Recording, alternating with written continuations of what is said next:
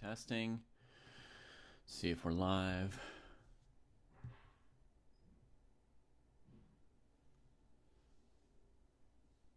Yeah. Looks like it. Good day, everybody.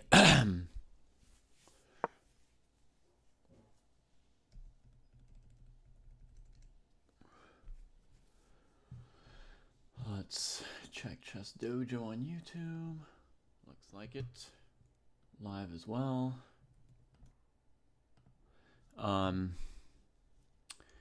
Yeah. Let me know if there's any problems with the video or audio. This looks like... Wow, Sindarov's still playing very quickly. Right? Lots of extra time on his clock again. First blush, it looks like a drawable rook ending, but I'm just opening my thing here. So if he draws, it will clinch the event. Exactly right, PB Corporeal. He's 2 points ahead. And there's 2 games left, so if he keeps his 2-point lead over Giri here, then he'll be 2 points ahead with 1 game left. So that'll be that. Hi, Minerva. And was Jesse on earlier today? I see somebody change the title here to Giri-Sindarov Candidates plus Dojo Work. So maybe Jesse was already on today. That's cool. Okay, so let's open up a couple windows potentially. But first, since this one could determine the whole thing, we'll get a read on this, and then I'll do the tour. All rook endgames are draws. Famous saying. Taking a look at this, the rook and king activity is fair for black. The king is slightly better than white, but I don't know if it's enough to matter. The pawn structure is slightly worse, but at most white has one advantage in the position and a fairly light one. So I would guess that like 100% this is within the realm of a draw, within the drawing margin. I'd be quite surprised if it's not a draw right now. Let me quickly see what the opening was. Jesse was pretty convinced 2 hours ago that it would be a draw. C5 here from Sindarov, right on. Takes on that isolated queen pawn.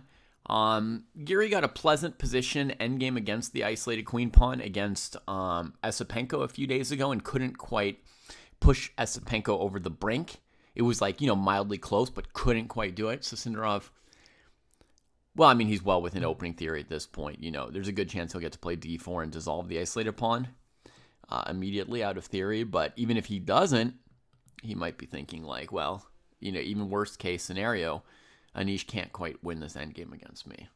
Maybe the hope. Okay, so h3, so he gives a tempo to get d4. And Anish tries to keep it interesting. So he plays a, must-win situation kind of move here. The minimalist move for Giri would be something of this sort, right?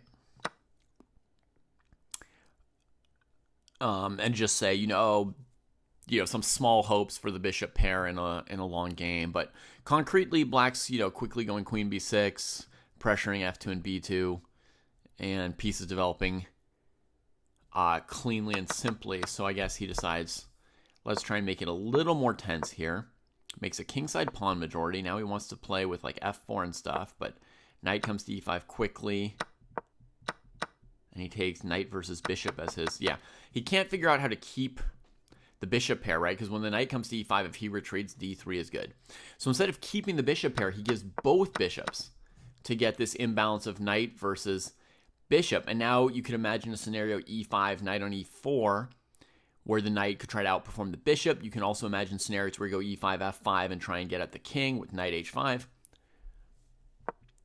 So black needs to make use of this passed pawn, and normally the way to do that would be to play rook c8, rook c3, something like that, to play on the c file.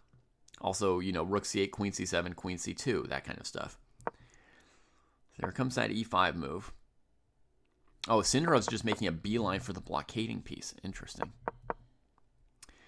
So white could play rook d1 here, but without queens, it devalues the kingside majority. That makes a lot of sense. Everybody understand that idea from Sindarov? The biggest danger for black here is the pawn majority on the king side. Your king could get squished, right? And no version of a defensive bishop on f8 is going to outperform a knight in the center with these 3 light squares to hop on. So you're going to get slowly like endangered by these pawns approaching your king and the rooks massing behind them. So there's 2 things you could do that would counter white's plan. One is you get your own pass pawn moving. So you break the blockade.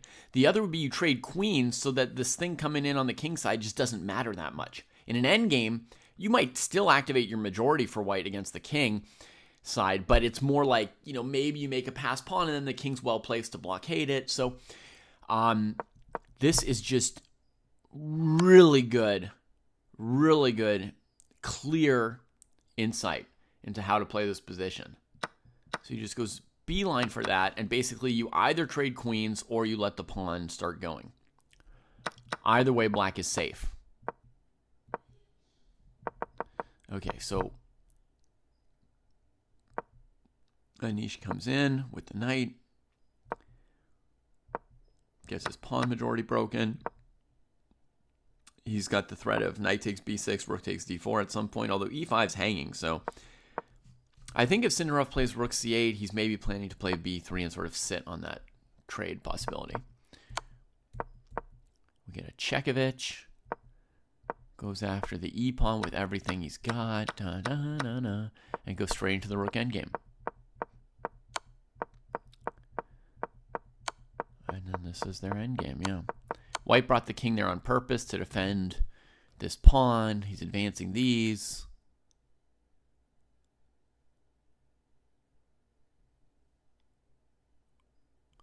If he just plays rook h2, what can white do anymore? White's going to play g5, presumably, but then at some point, white's going to have to go with the rook after something because the king is trapped. To me, this looks like a very, very safe shape for black to just put the rook on h2, keep the king in, and take on h4 whenever white's rook goes active, and then just have some kind of massacre of pawns to follow. Yeah, it looks like a very clean, looks like a very clean draw to me at the moment.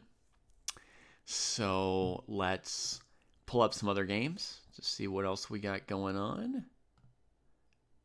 Oh my goodness. That's a spicy position. Fabian Prague still playing chess. Good to see. There have been a spate of draws the last couple rounds of this tournament, but not because nobody's trying. There have been some real tries.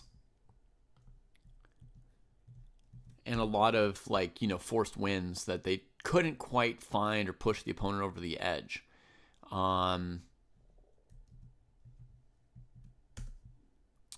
So let's have a quick look at these. Wow, this game is still in its infancy. Wei Yi and Esipenko headed for time trouble. F3, king weird. Rook here already fights in the center with the king on g1. This does not look good for Wei Yi.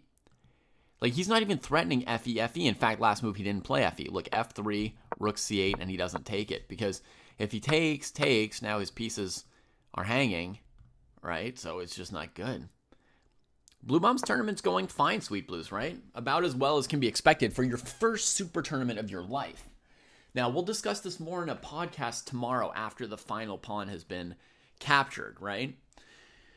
But so far, I'm very happy with, I'm very satisfied with Blue Bomb's performance. Of course, I wanted him to qualify for the candidates, so, but that wasn't a very realistic hope, right? I think he had whatever I said, a 5% chance or something like that. So it was not a big chance it was going to happen, and it didn't. But yeah, I would have liked to see that. But barring that, I want him to have a fine tournament, and he's had a fine tournament.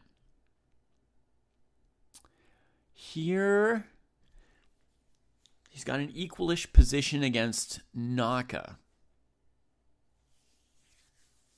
At first, I thought maybe this knight could outplay the bishop in this locked position, but now I see that black basically has some clear dynamism on the g file. You double rooks, and then at some point you play h4.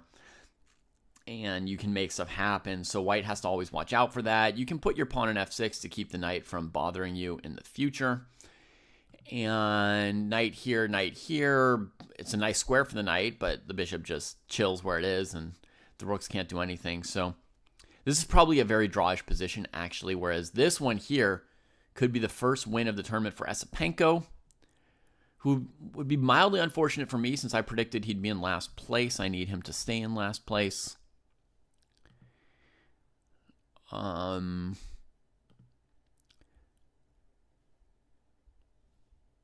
But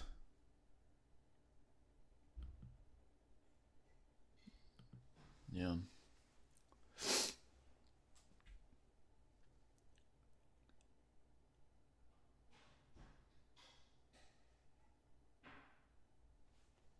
Let me see that position, yellow. I see what you mean. You're saying after f6, white had gone f5 there. Rook c6. You don't think that he might have played rook takes e5 there? Maybe, right? Okay, but let's just see your thing. Rook here, hitting this. Knight takes, pawn takes, and then you get to play e6, right? That looks quite dangerous for black.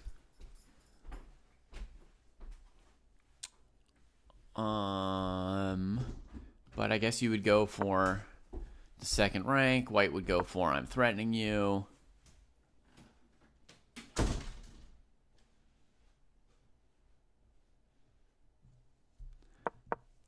Yeah, this is probably a good position to spar.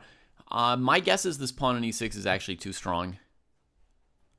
Actually, instead of putting a rook behind it, white can play rook f2, trade one rook, put the other rook on d1, attacking that pawn. I think white's winning after e6, or very, very close to winning. But this is also a very good question, isn't it? Two connected passers with the bishop. I guess if white can get control of e4 right away, then maybe white's better. Get the open file. G4.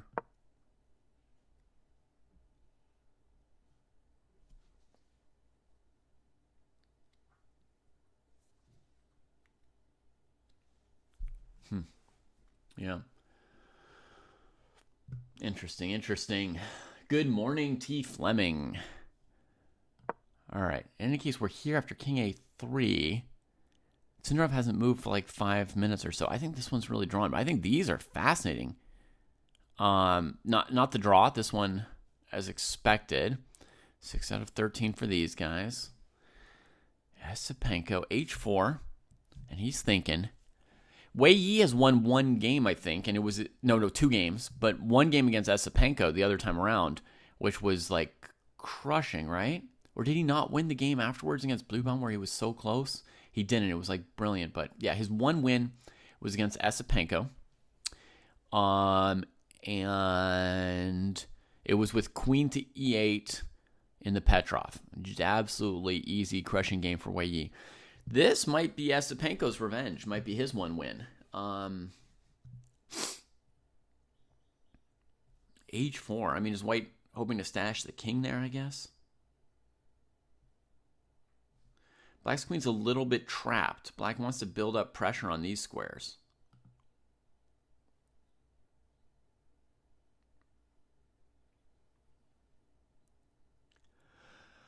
But, you know, if you ever trade here to try and win something here, then bishop here hits your queen and you don't know where to go. Yeah, so this is like a key move for Esipenko.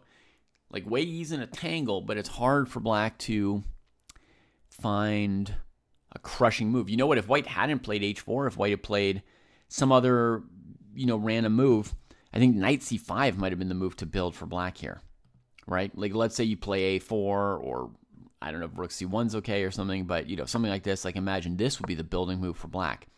Going after the bishop in order to go after c4 with, you know, this point here. So h4 gets the king a flight square. I assume this doesn't work now. Let's just double check, though. King here.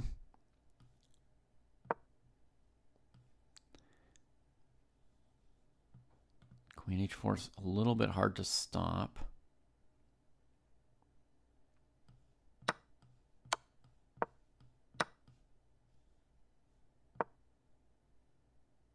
But okay, white's up a piece. Knight f2 is not elegant, but it is an extra piece.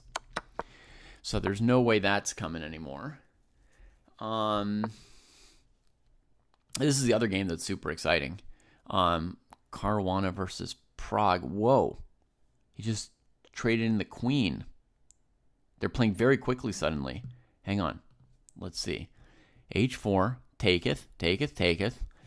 You would love to take on g5 here, but knight d6, knight b7. Goes after the knight, maybe threatening bishop a6. No, there'd always be knight d6. Goes with the g-pawn. Here comes the g-pawn. Wow, he doesn't even have time for rook f7 because of bishop here. Right, like rook f7, bishop c4 defending this, here. Nah, I guess it's playable. They probably got something actually pretty similar to that. Let's see. So g7 gets played. Rook moves. Checks him. And then rook h5. Very similar, but... yeah, very, very similar. Tries to hold the g-pawn. Okay. So... threats like rook f1 to go to f7 are covered by bishop here. Rook e1 won't do anything because the bishop's here. So his plan is this. So Prague has three moves to attack the g7 pawn. 1, 2, 3. Actually, in a certain sense, if you attack the g pawn in 2 moves, you win. If you attack it in 3 moves, white gets time to play h6, and white maybe wins. So that is interesting. Let's see. How would we attack that pawn as black? Knight f6 to e8 comes to mind. Prague has just played knight f6 after a 2-minute think here. I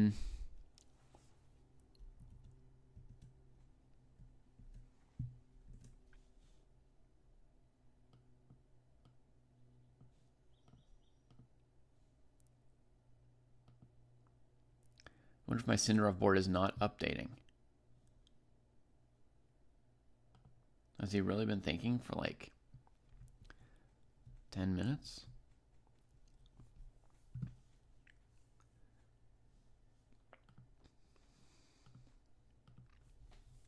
Okay. So what does Fabi have? D5. Wow. So he's saying if you take with the bishop, I get rook f1, threaten the knight, and if the knight moves, come into f7. Now Sindarov's thinking, PB, yeah. I don't know, relishing the moment or what it is, but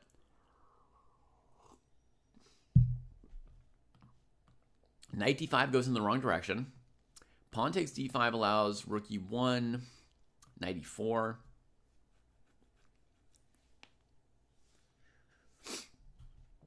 The simplest move to me looks to be e5, maybe. Then white goes queen f5, trying to get into e6. And against bishop d5, rook back to f1. Oh, so it's a funny little thing to look at. I assume Prague is winning, by the way, folks. That's my assumption. That's my guess.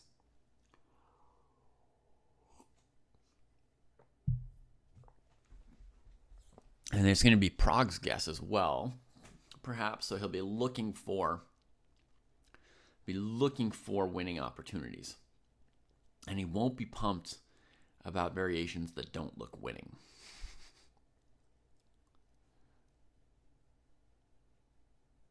e5, queen f5, bishop d5, rook f1. Ouch.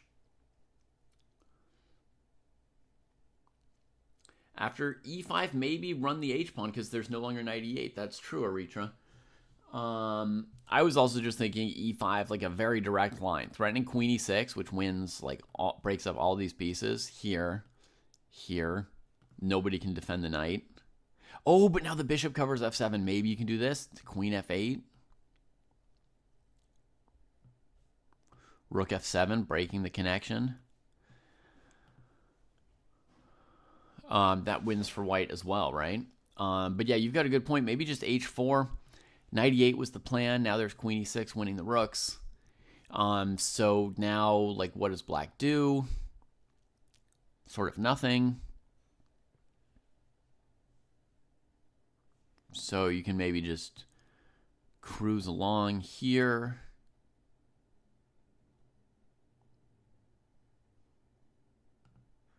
Cool. A very tricky move. Well, at 15 minutes, he's not yet completely out of time. Maybe you can figure it out. He could also leave the pawn there, but he can't play knight e8 with the pawn there. He could take rook check, knight e4. He's done something. He took with the knight. Okay, that's maybe the safest move with the idea of coming back. But that's the tempo white needs, right? h4, knight here, h5, and if knight e8, h6 is in time. So Fabi's got the tempo he needs to defend that pawn as far as I can see.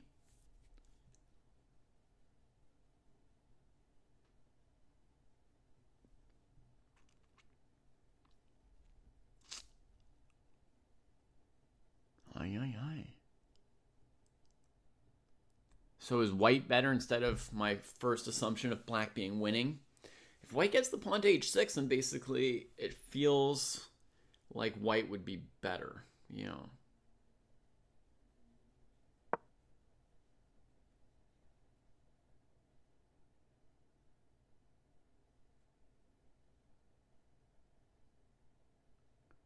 Unless there's something weird, you'd want to make some use of this piece at some point in the game, right? So let's just think, like here, here, here. What if we do this guy here? I don't know what we're doing.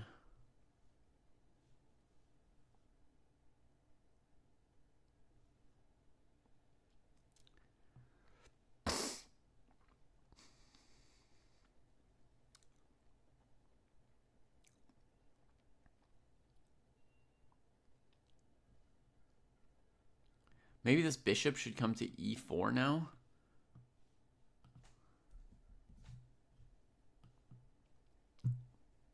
Oh, but that always allows rook f1. Careful, David.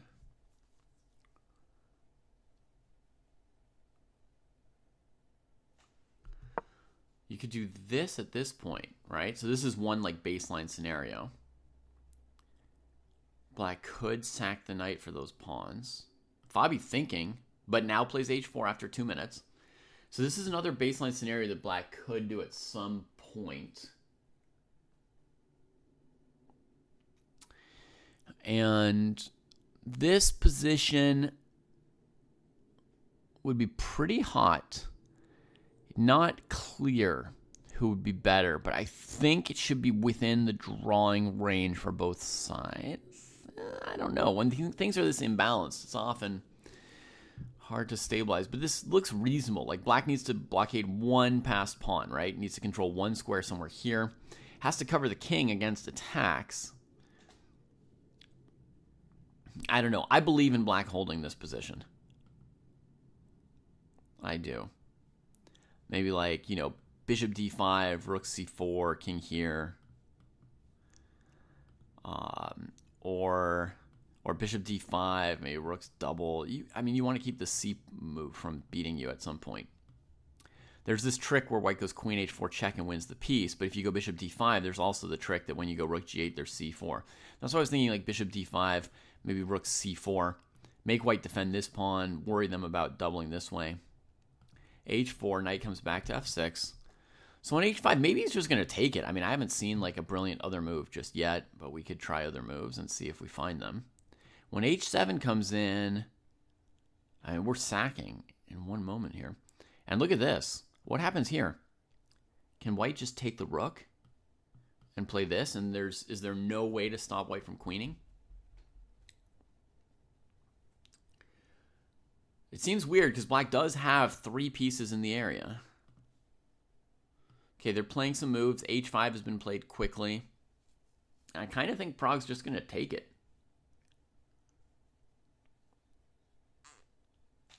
As far as I can tell, this queen's for white. Rook g7, queens. Knight g7, queens. King here. Queens.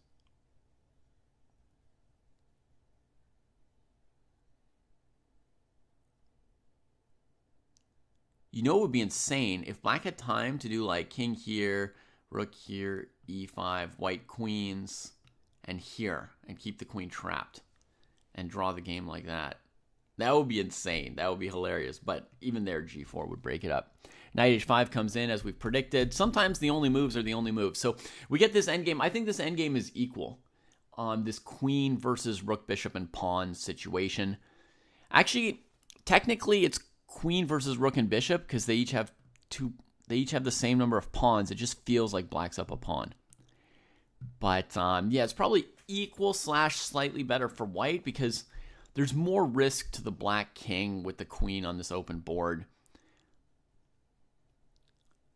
But black's advantage, this pawn structure, it's nearly like being up a pawn, right? Plus these are split.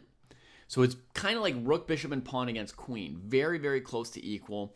A little harder for black to play because there's always going to be tactical juice. Well, not always, but there will generally be a fair amount of tactical juice against the king in the middle of the board like this. Meanwhile, let's check over with Sindarov. Has he played any moves?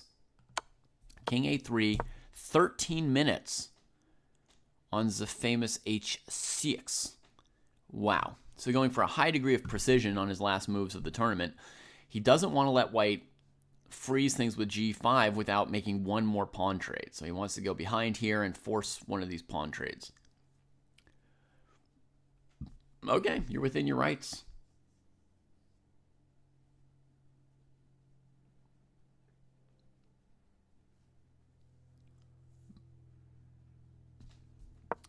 This would also be an interesting move here, here, here. The idea being to try to win. But honestly, you could never win by taking on c4, and white has this move, and then you can't stop that. So pointless. So he goes h6, rook d4 check. I imagine he'll go here, because if he goes here, then this is hard to cover. So I think he wants these two squares now. He's going to want to cover the 5th rank and the 7th rank to slow white's rook from attacking these pawns. So go king e6. And then something like rook c4, he could go back to d6. And we might get something like b4, but then b6 is covered, and black's very quick with this. Oh, I could take by king. And then we'll get something similar like this.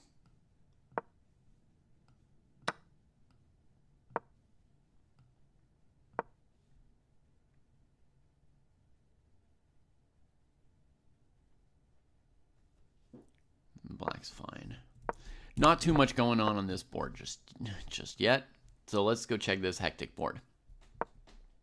He did play knight c5. Holy moly. And he doesn't play knight e4 here. So somehow I got that move wrong.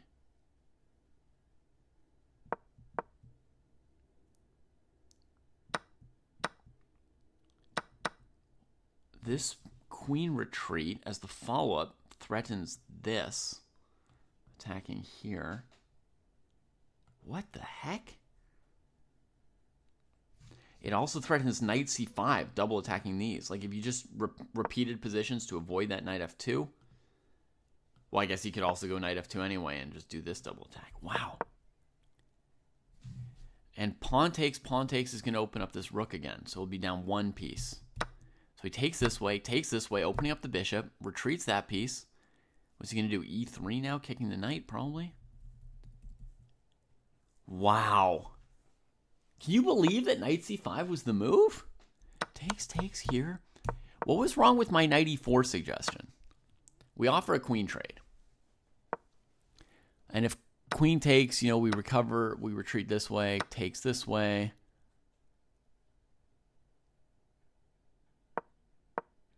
Bishop e5 or something. Bishop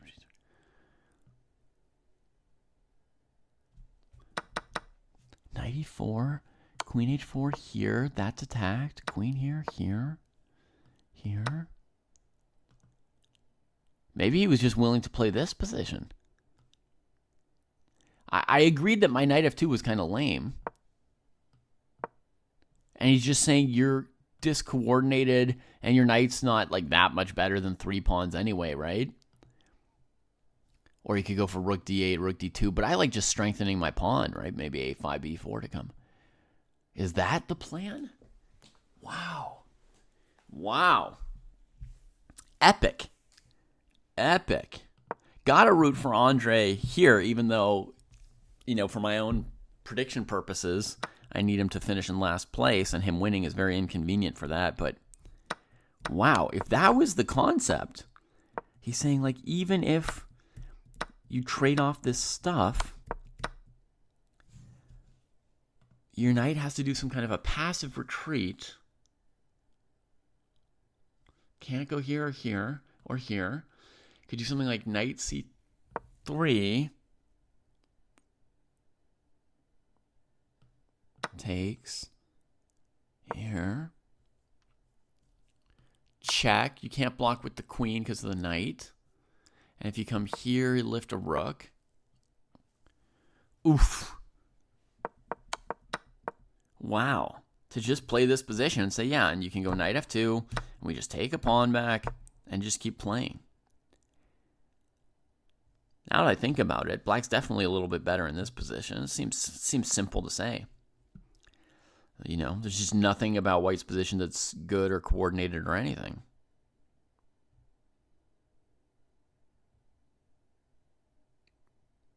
No strong point, no advantage, no play. Well, that's a nice move from Andre. We got to give him that one. And then even against king h3, this follow-up is sweet. Queen d4 with threats. I mean, not obvious that, like, the follow-up to this check. Queen f2, it's not even obvious that that's a good move, right? And then the idea is just to retreat back. Dang. Powerful. And he's played e3. And now queen f6, taking his time with this pawn.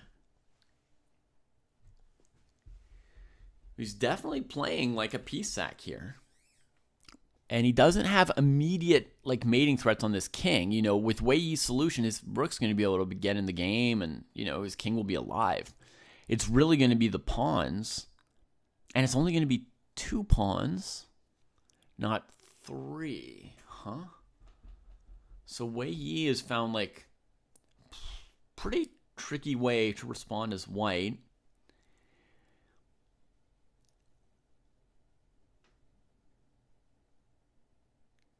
I guess he can, in some cases, restart an attack with bishop takes f3, and the king will be pretty open. But he won't have much material left. Anish won a pawn already? Got that move wrong. Well.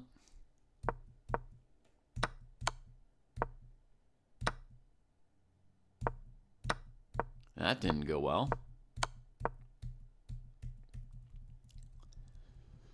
Might still be a draw with the king trapped, but why, oh why? He only thought 1 minute about this.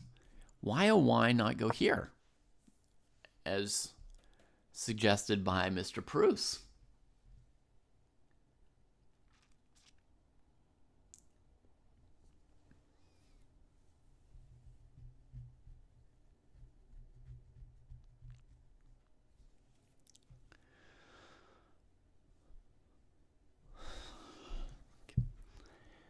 Anyone got any ideas for white against king e6 here?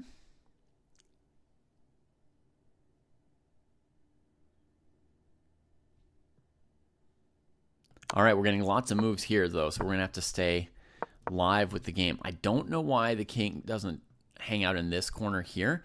He comes up and gets sort of zugzwanged by his own a-pawn, steps aside here, defends it, back.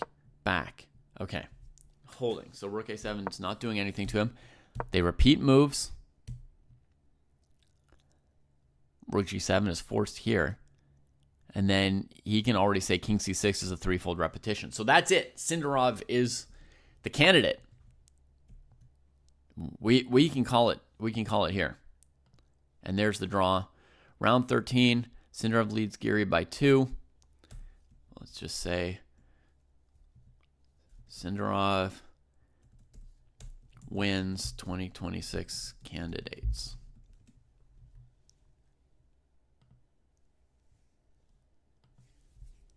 Bravo. A dominant performance. A little bit less exciting the last couple games. But the excitement level in the first half was really hard to live up to. Sindarov in the second half here has 1 win and 5 draws with 1 game to go, which is solid. The win was scintillating. He had 4 whites in the first half, 4 blacks in the second half. So he's moving on.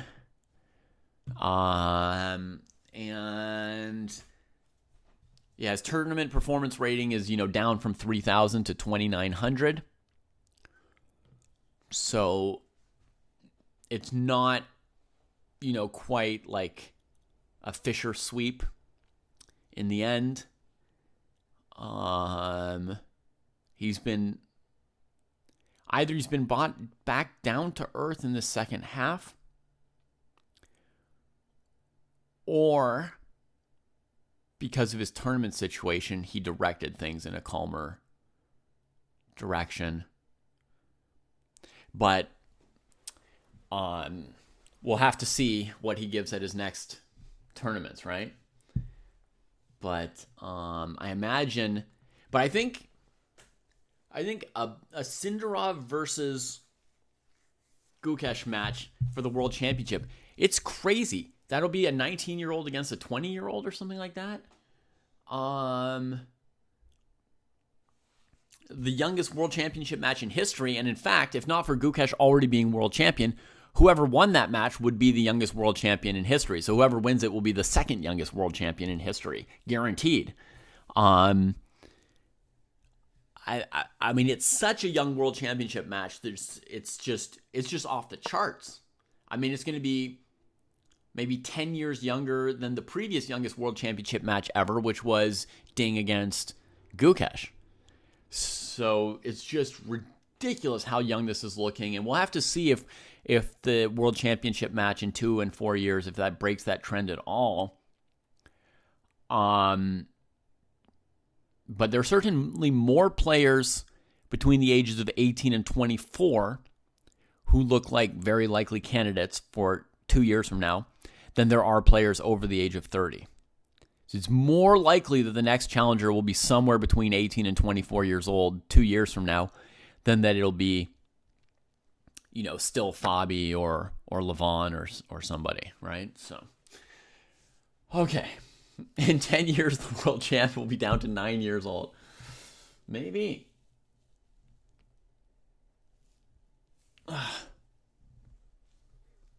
Okay. So, that game's in the books. We got Fabi versus Prague going on. Rook D1 the move. Bishop D5. I predicted that piece would go there. Idea is to next put this here and cover all these pawns at once. Cover these 2 squares, have the bishop locked in there. I feel pretty safe for Prague. Looks like he thought for a bit on bishop D5. They've got 8 moves to make. Mild time pressure for Prague, nothing dramatic. Wei Yesipenko, C5 played. Is he saying that if you take this, he can take it back and not lose that knight? That seems like too bold a claim. Why not rook G8? In the Giri-Sindarov game, Jason? Or in the Fabi Prague probably. Okay, yeah. Why not rook G8? Good. All right, so I'll say if rook G8, there's this check. And that's why, even after bishop D5, let's say white did something like rook D2 for argument's sake. If I played rook here, getting ready to do damage, right? White will play C4 and disrupt my business a little bit. I don't know how dramatic it is, but it's just going to mess with my business a tiny little bit. I can't take because of queen H4, so I'm probably playing something like bishop C6 or something, and then maybe check here, and now D6 is a soft spot. Rook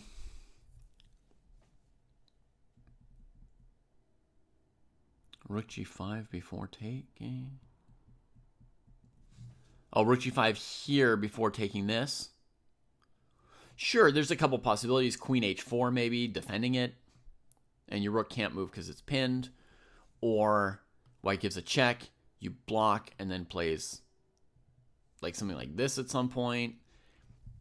There's just a little bit of juice there around this move, which is why I've got this concept. It's slower than rook g8, but my concept is to put the bishop on d5, locking this stuff in, right? Then rook c4. And also I'm asking white, like, are you going to stop rook c3? Like, I'm not unwilling to just take this pawn off the board, right? So, you know, I want to see, are you going to do something like this? I might even take on a2 and come back, depending on the tactics, right? But my idea, my large idea is to maybe come this way.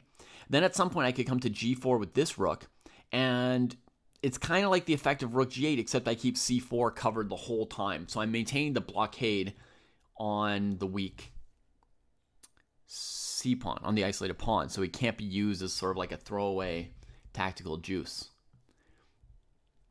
I think that's the concept Prague's using, but, you know, there are levels above me, but it was what occurred to me in this position. Wei Yi versus Esipenko. This move is interesting from Wei, and he spent quite a bit of time on it.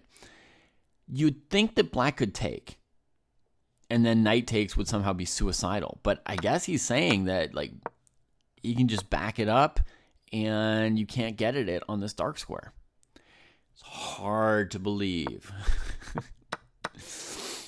But he plays bishop a6, rook c1, and now it's been captured.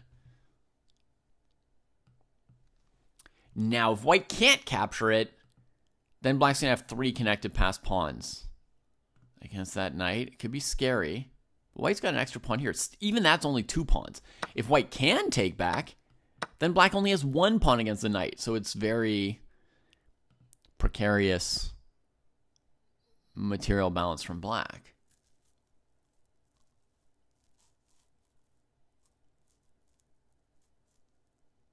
Yeah, and I don't really see what black's going to do against knight c5 yet. Cheeky as the move is, bishop here, threaten the knight, and then if the knight moves, some kind of fancy bishop move-a-vitch. So I go here, just so I don't have to worry about bishop f1. Then check. Oops. Okay, hang on. Can't go there. Let's say this is the only square I can go to. d4, threatening check, which would win the queen. And then you move presumably you move the queen, or you could sack the queen. No, you can't sack the queen because of queen e6. Boom. This is why it was so important to lure the king up from h2 to h3 5 moves ago. So we go here. We're threatening check. King h2 would be one way to try and remedy that. Boom. Boom.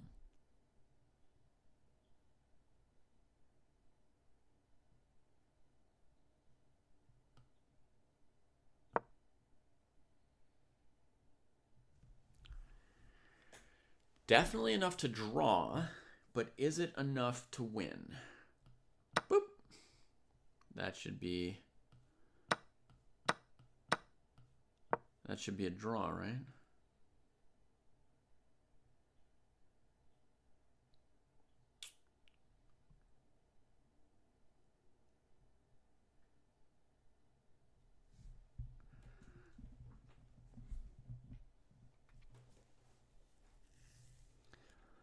Yeah, Lars, it's hard to know if, like, Giri or Fabi had been closer on +4, +5 or something, if that would have pushed him, if he could have scored more, or if he would have got too nervous, or he would have lost more, or what, you know. We'll have to see how Sindarov plays at his next tournament where something else is at stake, right? Right now, he's kind of closing out the tournament. Okay, we're going to get a move here. Queen D1, not daring to take the pawn just yet. Certainly threatening to capture it. And I would be unsurprised by the move bishop c4 to shelter the pawn like that. If here, it's hard to control such a dark square.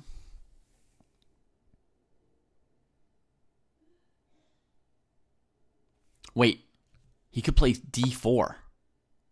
Oh, because he's got the check to cover c5. So that's obviously the desirable move for Esipenko here, d4. If rook c5, you go trade, check, here. That's looks like death for white, those two connected passers. Or knight here, we have to verify, but this should do the same thing. Check, here, rook takes. But this time we've got time to take one of those pawns away. Now this rook's hanging, the pawn's hanging. We have to trade one here. And it's pretty easy for white to blockade a single dark square. And the king's well sheltered. So this should be a draw, this position. So d4, rook c5. No, d4, knight c5.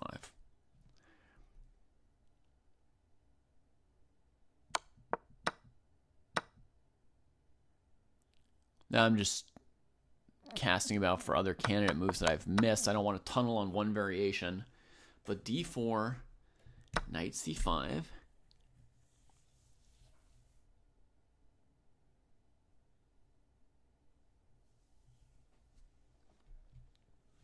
Okay, bishop c4 idea, but the rook can just take it now.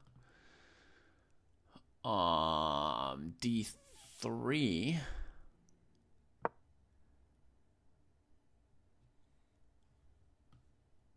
Knight takes, queen f5, king here. Even if we just allow black's main idea, this whole position is just fundamentally fine for white. With the bishop just covering things.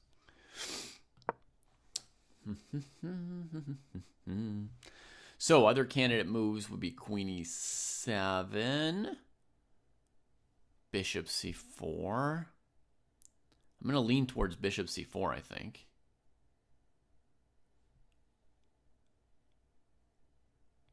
Yeah, bishop c4 looks fine. Maybe even a little bit nifty. Knight a5.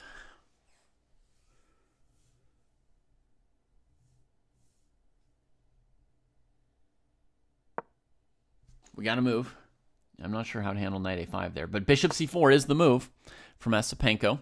They've got 12 moves to make, so they're both in serious time trouble. For this complicated a position, these two are in serious time trouble. Knight a5 played quickly, so he did see that coming. Bishop d5, queen h4 check, king there, queen a4 check, king d8, and he finds a spot. See, it's hard to contain both of these pieces in this position. Rook c3 just takes the pawn. Let's Fabienne. King c7, allowing queen a7. Holy moly. And he's in a rush to take this g-pawn and counterattack white's king. I can tell you, Prague is tired of getting attacked one-way street here. He can also use this move rook c1 to start his attack in some cases because king h2, there's mate, and king f2, sometimes he'll have rook c2. It depends where white's queen goes, right? But like, for example, if she goes into a7, right, then rook c1, c2 could be his next moves. Ay. This one's hot too. Fabi hasn't moved yet, 6 minutes each, but these guys are closer to time control. They've got 4 moves to make. These guys have a dozen moves to make, so it's going to be a mess. We get a check, king here, and the bishop retreats now. So is there anything stopping the knight from just bouncing back to b3? Easy as you like. Feels like Esipenko's just burned his check, so he must have a reason, because he's playing faster than Wei right here, so there must be something going on. c4, knight d4 does not look like it.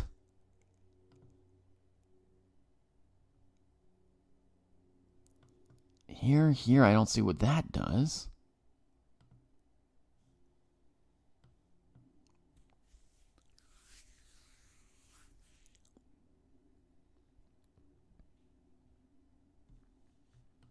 This just doesn't seem like it should work anymore, does it?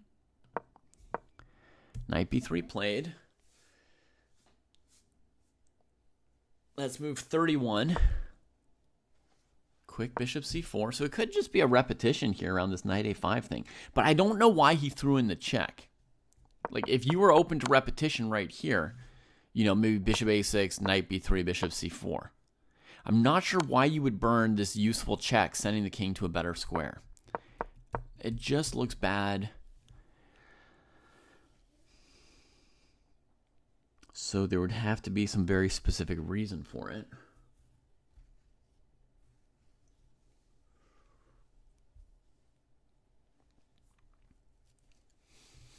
I'm curious what's happening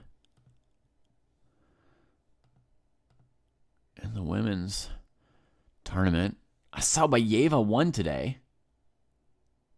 Wow. So she's coming back. She's won 3 of her last 4 games after being on a minus score. Lana won. She's back up to even. Vaishali drew after losing yesterday, so she is... But Bibisar has caught up with her. Zhu's on 7.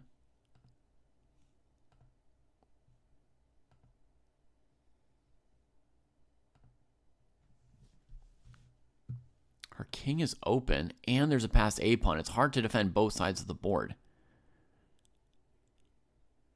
White's up a pawn, but it's super risky for her. She could lose here to Goryachkina even. The position's out of control. Like, you're barely holding f3. Your king's open. This thing's going. What were the last few moves? They were sort of a time control. Oof, another pawn move over here. Black's just moving back and forth quickly. The women's Candace tournament is super, super tight.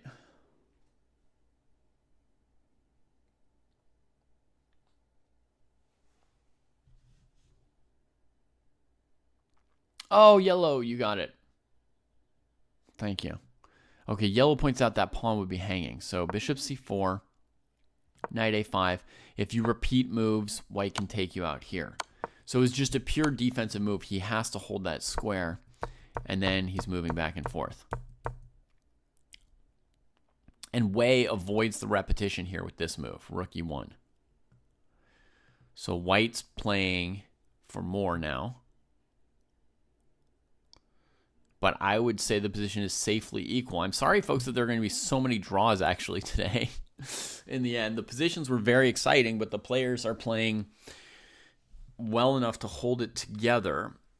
Esipenko's brilliant knight c5 may have been just not quite good enough.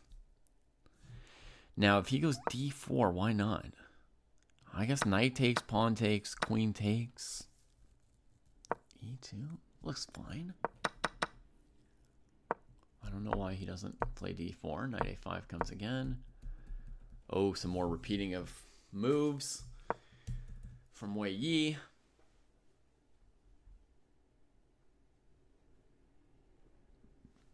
The whole battle around this area here, you know, is basically an opposite colored bishop. It's a classic battle of color complexes, right? Black wants the pawns on dark squares so that their bishop will be good, and black will have some control of the dark squares and be able to break blockades. White wants to force 1 or 2 black pawns to light squares so this bishop is terrible and white can get an amazing blockade that black won't be able to break. So that's why they're locked into moving back and forth. And every time the bishop's here, in general, black's threatening d4, kicking the knight away. And let me just show you for a moment. Like, if in theory black can play d4, kick the knight, and keep the pawns like this, then that's always very dangerous for white. Black at the right moment maybe gets this pawn all the way to the next dark square.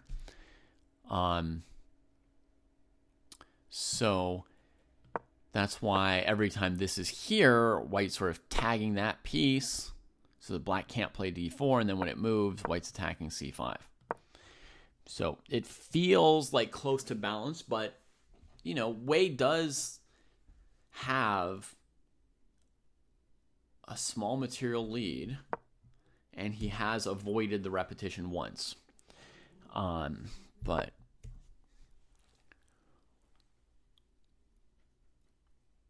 I think we're just barely at a balance where these passed pawns are equal to the knight.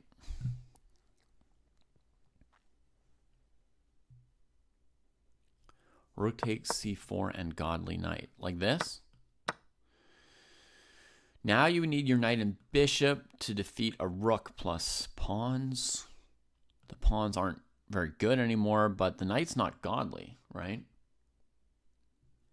If this knight were godly, like if it were on e4, definitely. I guess that means the big question is, can you go to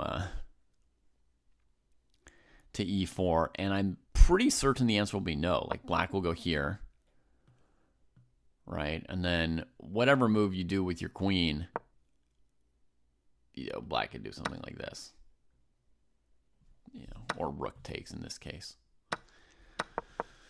So you want to go knight c1 to e2 to c3 to e4. Yes, of course. You would like to. But I think there's just no way that could happen, right? Rook here, queen here, rook here, queen here.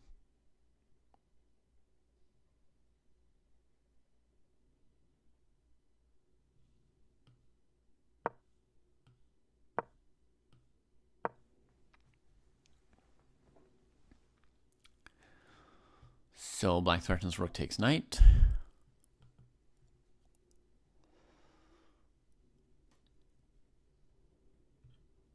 And there are just too many of these pawns too close to the edge of the board, the end of the board.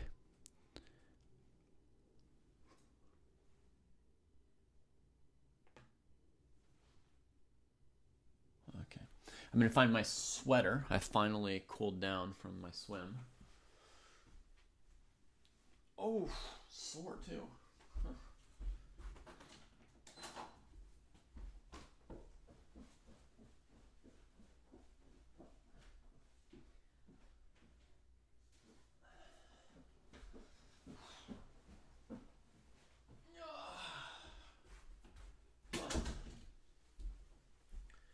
Legs leaden upon the stairs.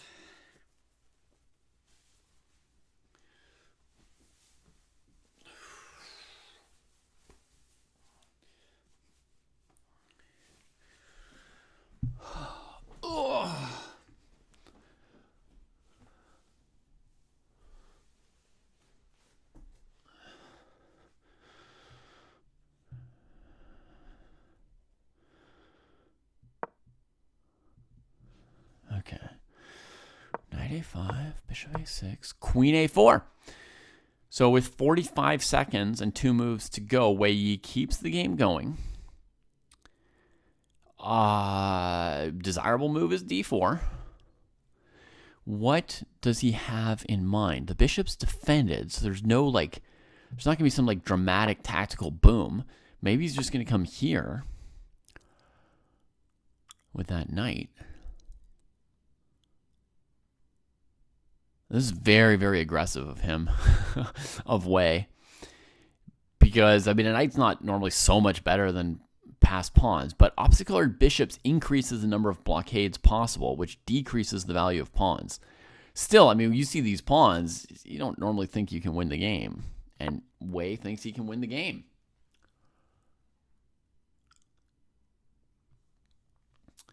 In Jenner's game, we are here. If we're black's move, could they play bishop f3, knight f3, rook f3, queen f3, queen d2, right?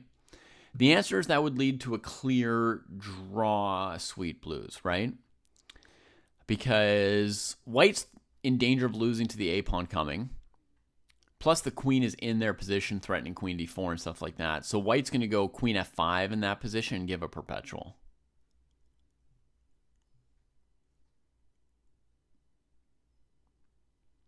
Immediately. So bishop takes f3 would lead to pure queen ending and then a repetition. White plays g5. So she's looking at some kind of an attack. But there's queen e1 to mess with you. Just do it anyway.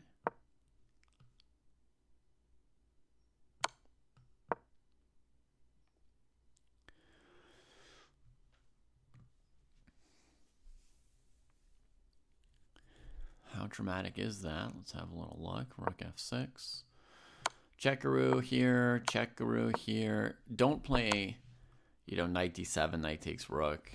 No, we gotta just come through and checkmate. Okay, that looks convincing.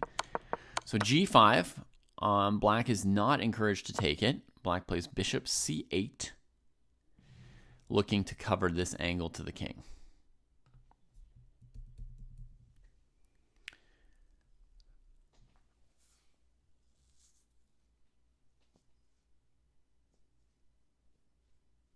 But this move from Ju makes a lot of sense, g5. I like it a lot. The point is, this pawn on g4, it's already not covering her king very well, right? Like, her king is open and exposed. Yeah? So she trades this pawn for one of these pawns with g5, let's say bishop c8, g takes h. Then she's opening the black king similarly, right? So, like, let's say bishop c8 takes here. Bishop f5 to stop queen d3 or whatever. At least now both kings are open, right? Instead of just the white king.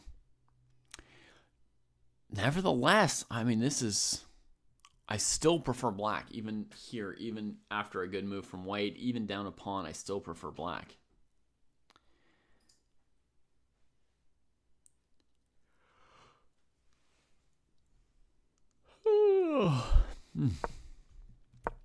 Bishop c8 played, so that's the live position. Draw over there. Fabi and Prague have made time control with a check, a block. Oh, getting in. Ah! Stop checking me. Man, did you see, like, there was just no way to keep this queen away? Sneaks under, gets in. If king here, then it's going to be queen check and take the b pawn, breaking the whole queen side out and opening up this bishop as a target. So comes here, gives the e pawn, takes here. He needs rook g2. And the question is, does white already have checkmate or not? Maybe black plays d5 in response, but then that blocks the bishop. So then you can just play rook f2. Rook check, here, right? What else would black do after rook f5 check? If you move the king forward, white takes your pawn with check. It feels like you're mated. I'd say feels, smells, looks, tastes like mate. The king comes back, it blocks the bishop as well, and white can do anything, including this. Can also try to press this kind of a position, which has some clear chances for white. Oh, man. Prague's in trouble? Yeah, Prague's in trouble. His king's been completely opened up. White's captured a bunch of his quote-unquote good pawns, equalizing the quote-unquote extra pawn that I felt like Prague had just off of structure before. So it's basically like white's won a pawn in this 7-move sequence leading up to time control, while further exposing the black king. The bishop's no longer on an anchored square defended by a pawn. Yeah, this looks amazing for Fabi.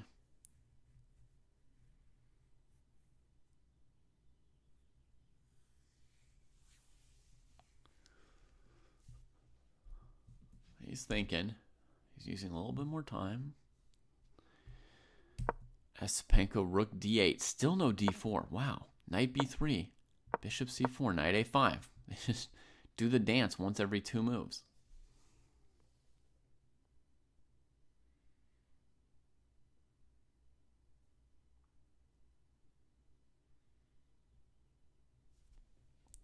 Okay, also, I have to ask one more question about d4 here.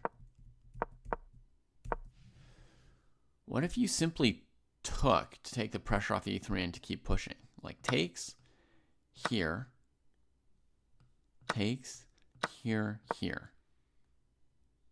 How good or bad is that? The threat is, you know, d2, here, e2.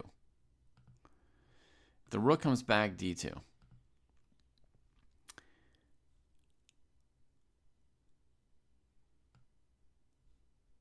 Could try this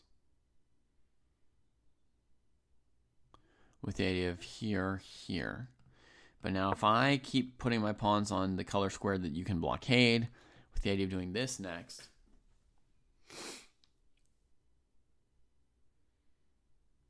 I'm still winning. You could cut off my rook's defense of this pawn, like so, but I go here. Sorry, I'll even trade first to make it simpler. Takes, takes, push. You got to stop that. Here, now I can't win with e2 because of the bishop. But now I just start pushing this one. Black wins again. Why not just play d4 here for Esipenko? He spent 3 minutes on this move here. It was move 38. I don't see anything wrong with d4. It looks just good, right? I mean, that's your thing.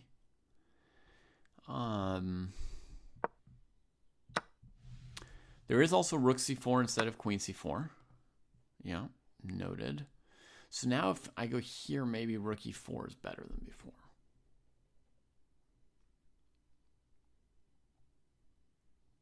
But I was thinking, you know, you'd want to simplify and trade off the queens. Black's queen's better placed than white's anyway. So let's just, I play a simple move like this. If you back up, I will play c4. So you're kind of stuck here trying to freeze this pawn. I just want to do this. It's hard for white to get any purchase or make any improvement on their position. I'm just going to play d3, d2 next. This move to try and stop it with this. Oh, hang on. Gotta be careful.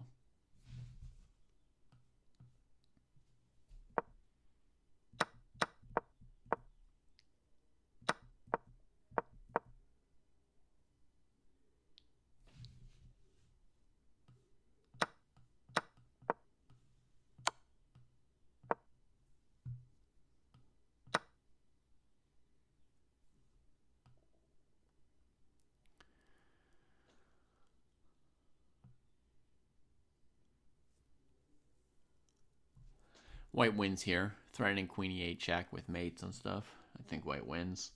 White can try a check like here or here.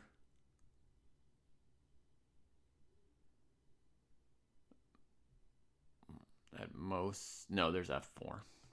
It's losing. There's rook f4 check. Okay, so hang on. I'll be a little more careful here. Bishop f4. A fine move.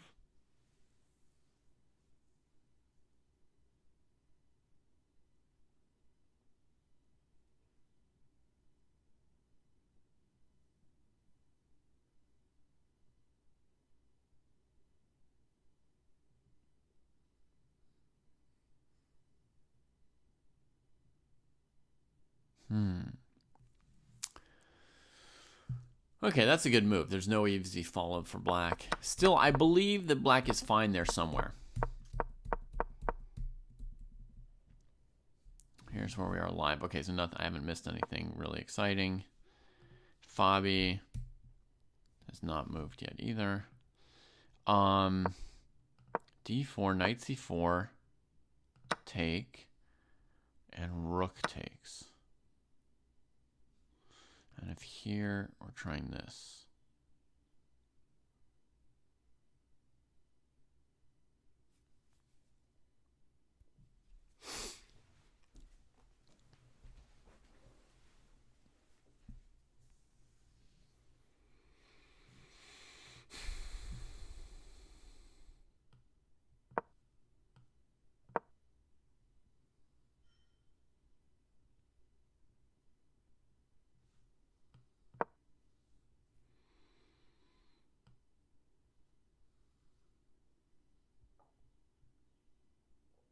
I mean, that's a pretty simple move. Just here, best white could do would be to maybe repeat. And if I want more, I have to calculate this, this, this, and see if white can stop me. On queen d1, I have queen takes c4. You die, Lauren. Yeah. Yeah. So I mean that seems to do it for black, right? Rook here. If here, here, here, getting adventurous, there's check and win the bishop. Oh yeah, plenty of good games, Lauren. Although, a couple of them are done or past their most exciting phases, right? This game here between Esipenko and Wei Yi seems to have reached kind of a standoff between the knight and the two pawns, where they've done the following pattern many times. Knight b3, attacking c5, the dark square, which black can't defend the dark square too well, but they also don't want to concede the dark squares and get blockaded. So black plays like bishop c4, and then white plays knight a5, and then the bishop goes back. So we've had that several times by now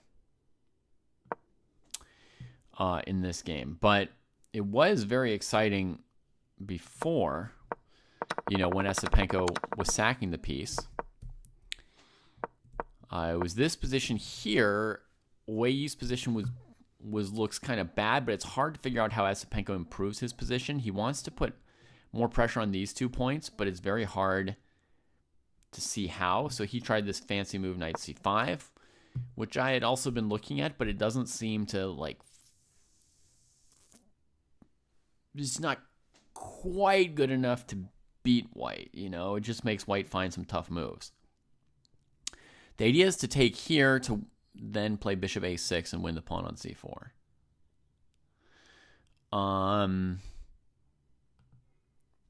So takes, check here, threatening queen h4, defends it, queen d4. And now there's a big threat of knight f2 hitting all white's pieces, so it forces white to finally take on e4, which white could do in all 3 ways, and it's complicated.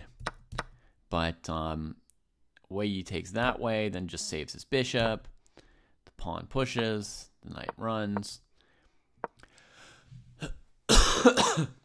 And yeah, now, presumably black's going to get 2 pawns for the piece, but because of the way Wei played it, he's going to get his rook out, coordinated around his king, and his king's very well defended by this set of pawns and the bishop. So we got this a few times, and that's where we're at in this game.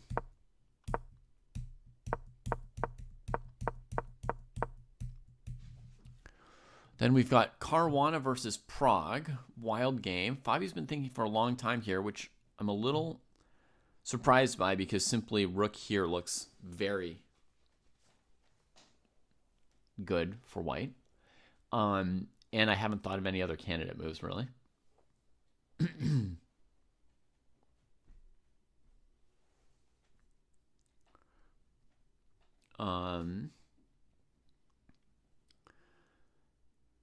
But this was a very, very exciting game here so far as well. It was like first a piece sack from white. Prague threw all this at him to trap the bishop while leaving the king here. Fabi gives the bishop, opens things up. Prague goes after the knight on c4. He's trying to distract the queen so he can go knight d6 and take.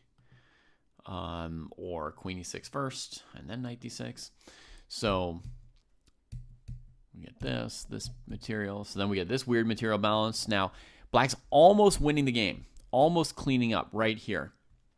Just needs to play knight e8. And white is busted. Once you lose the g-pawn, rook in 2 pieces is too good. And, Prague can hold his center together with these 2 pawns. But right here, Fabi plays a great move, d5. And if bishop d5, he's got rook f1. If pawn takes d5, then when he goes like h4, knight e8, there's rook e1 check that he can't deal with. And if e5, then he also can't play knight e8 because of queen e6 check. So finally he took it with the knight, but that means the pawn could get to h6 faster than he could play knight e8 from that one tempo. Actually, it's two tempo. Well, you waste one move with the pawn, and the knight needs 2 moves to get back. Yeah. So that one tempo, the knight e8's not in time. He can't stop this pawn. He has to sack the knight for the pawns. Initially, I thought this position looked pretty promising for black because of the nice pawn structure. And I came up with a cool plan of like bishop d5, rook c4 to cover both sides of the board with that rook.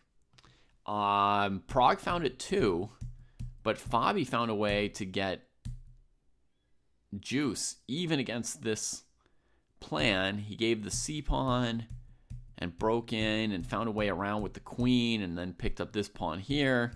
And now we can see, you know, he's traded a lot of pawns, including his g-pawn for a healthy pawn. So he's no longer sort of down a pawn in structure as I thought he was earlier. And he's finally played rook f5. I don't know why he spent 20 minutes on this move. But at least my one candidate move was one of his candidate moves. So, and, you know, it feels like basically the idea is, you know, block this and then you could maybe defend g2, right, and keep playing. It seems like only the chances are with white to mate the black king. Black has no chances to be better anymore because the bishop's not anchored by a pawn. There's not enough of a structure anywhere to hide the king from perpetuals. Barely anything to hide it from mate. So it's kind of a 2-result position now, I would say, in Fabi's. Yeah, I thought I found a great plan, you know, and then Prague played it, which also made me feel like, you know, like it was at least reasonable to find it. But Fabi found tactical juice. It's not obvious that white is going to have tactical juice here because black does have things pretty well defended. At the same time, I did say there's possibly something for white because I can see that, you know, the black king's a little bit open, but finding the route in is not obvious, you know. Rook d1, this may have been one of the most important moves of the game. I don't know why that's the move here, but somehow that was the right setup for what followed, you know. So, yeah, it's not like a surprise that white had some way to make some kind of threats. Black didn't have like rock solid, everything's locked in, I'm safe, you know, but there it is. He found something nice.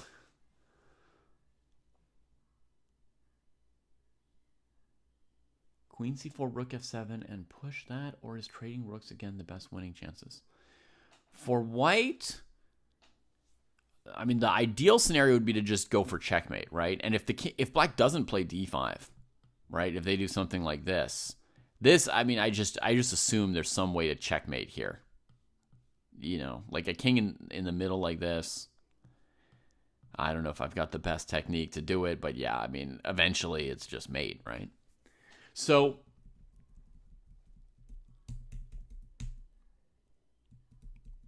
that's the ideal for white, is to give checkmate, I think.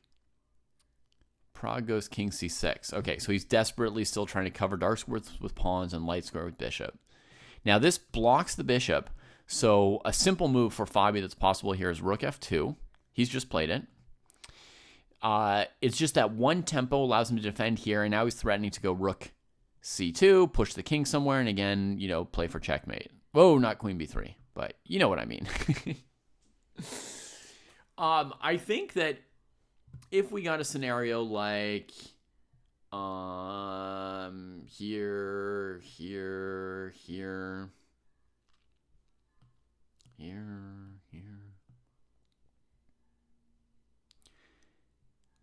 if black's able to take on g2, the game will probably be a draw. So white, even with this, they don't want to trade the rook. They want to give checkmate somehow.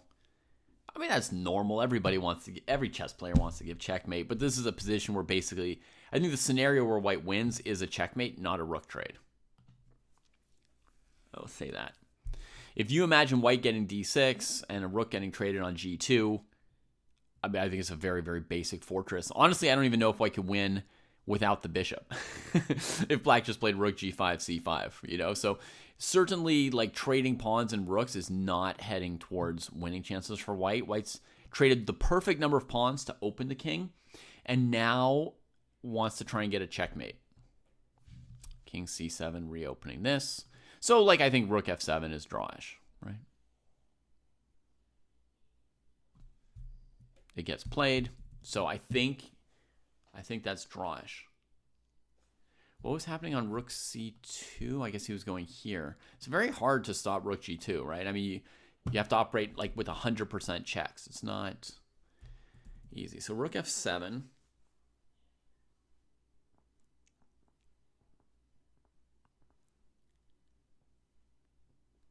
So now, okay, maybe this would be safe. Oh, he's even agreed to a draw. Look at that, folks. Like, it's just so clear and obvious to them, yeah. So I'm sorry, you know, the excitement's not really there anymore, but basically some scenario like this is very plausible at this point. Right? That's nothing there. So rook f7 and a fair draw is agreed. Well played by Fabi and Prague today. I mean, they're playing great chess. You know, it's funny, like Fabi's on an even score, Prague's on -2, and they're playing phenomenal chess. You know, the term is just very tight, and basically Sindarov has all the wins. Oh, and then Giri won 2 really nice games against these two guys where he just overplayed them. There were 2 games in a row, right, where Giri, he just crushed these 2 guys. And yeah, for like 3 days, Giri was playing like 2,900, 3,000 briefly. Technically, Patrick, yeah, technically, Sindarov clinched today. Any more moves from Wei Yi? Not yet. Let's switch back to Ju, who's in a very, very precarious situation here.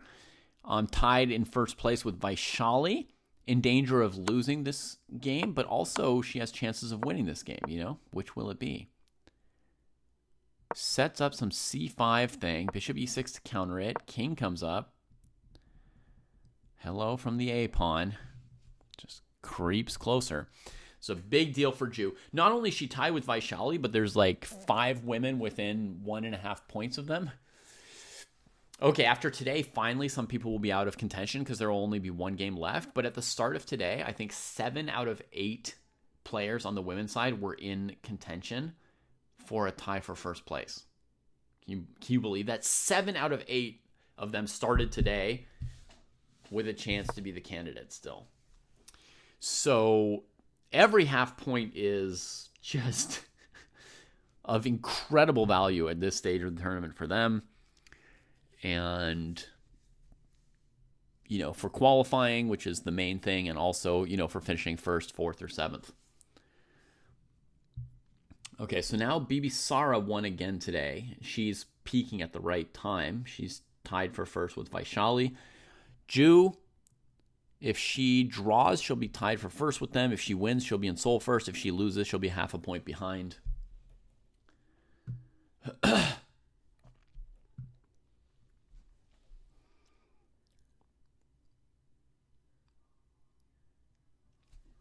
So Ju chooses to put the pawn on g6 instead of trading. A very, very hard choice to make. They were past time control here. She spent 20 minutes on g5. Wow, she dug deep for that. And then it's not really clear if you want to play this g6 thing or if you want to just trade. Trading opens the king. g6 is kind of like a thorn in the king's side. It creates certain patterns. Is she maybe threatening something like knight c6 here? I don't know. Looks like knight c6. Black could play queen c4. Queen a3 maybe. Yeah, who knows? It's messy. The position's probably very, very close to equal. But super 3 resulty. Very, very hard to play. And they're headed straight back into time pressure after making time control just a few moves ago. We should have covered this one more, VJ. I mean, I've covered everything I could, pretty much. You know, I was, for my health, I'm not getting up at 5 a.m. anymore. So I'm joining the broadcast after the kids go to school. And on the days that I've broadcast, I've covered both tournaments. So.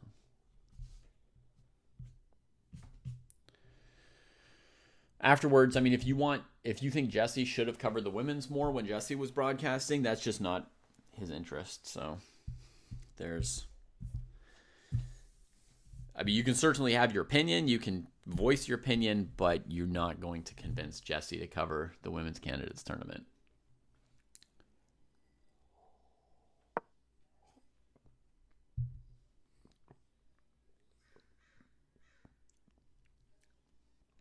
Patrick thinks White's dominating. Well, White would love to be dominating. But here's the deal. White's king is fairly open, and White has to keep this pawn from queening. That's a lot of stuff to do. And outposting a knight on c6, I don't see why that would be dominating. There's nothing over on c6. You need to get at the king. And if you go knight c6, knight e7, king h8, there's no follow-up in general. So, yeah, and Opfashach says you can't be dominating with such a king. There's always shots for black. Always shots. And if you add that White's defending this pawn, I would say it's like White who's very, very risky side of equality. The position's probably balanced in some computery way, but the right moves for White are harder to find than the right moves for black, in my own personal opinion.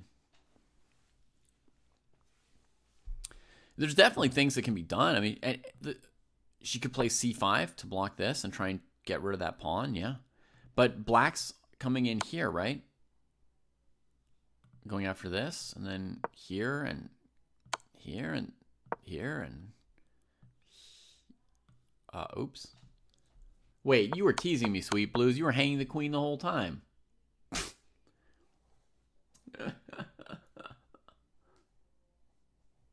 It's very weird. White's got tons of space, but tons of space means the king's got nowhere to go, so...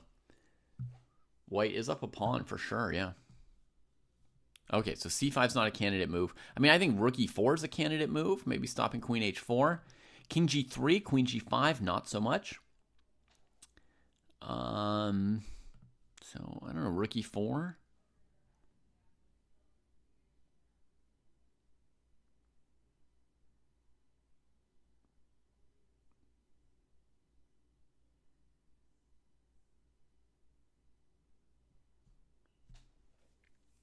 Just thinking quite a while. Rook e4 doesn't look too bad. I don't see any like really strong move for black in response. And I also don't see any other moves for White. Okay, she plays it.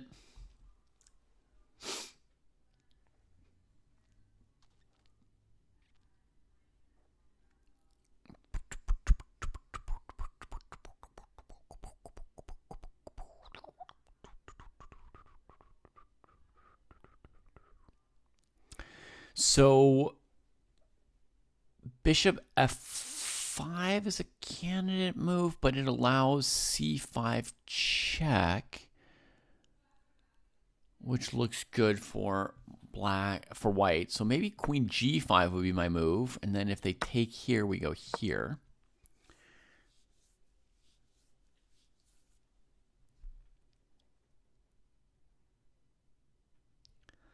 And now the rook's fourth rank is all covered. And if the rook moves away, then... Okay, that's the wrong square. Let's go rook e2 instead.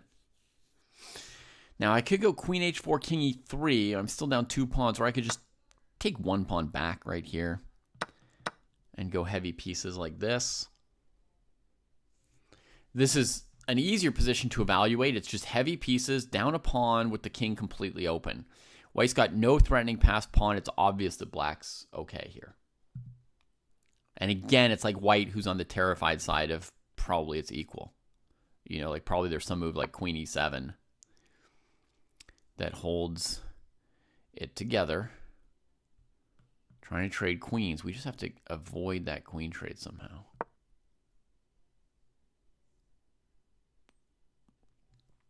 I'm threatening queen f3.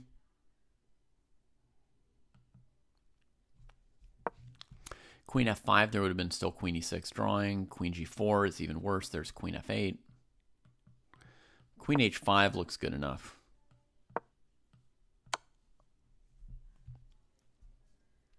Etc. Something like that. Feels like the direction of this game. Draw a greed over there and over here. Wei Yi keeps the game going. Yet again. Does not take the Drawovich. Stops playing knight a5.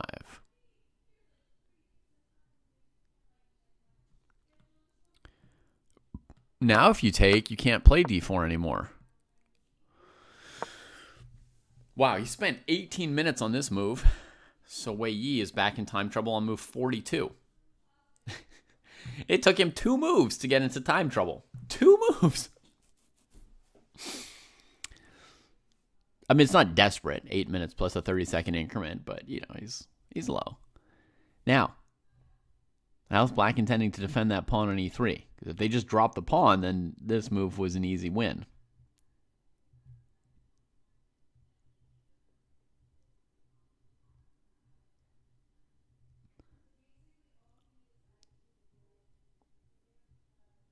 That pawn might have to go to e2. I'm not really seeing anything else.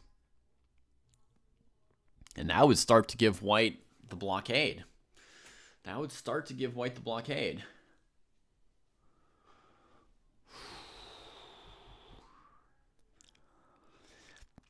One of the reasons the time usage is the way you observe it to be here, Sweet Blues, is that the pressure is so high when the opponents are so good.